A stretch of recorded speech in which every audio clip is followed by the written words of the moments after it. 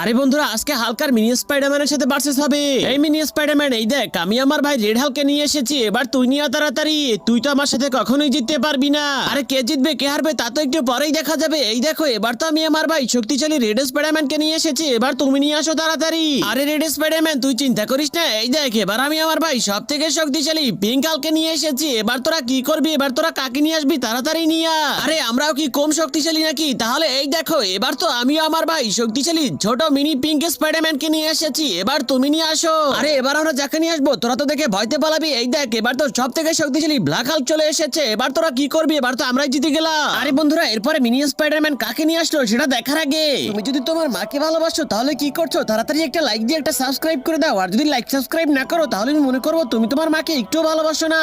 আরে হাল্ক, এই দেখ আমি কত বড় একটা আয়রন ম্যান নিয়ে এসেছি। এবার তোরা কি করবি?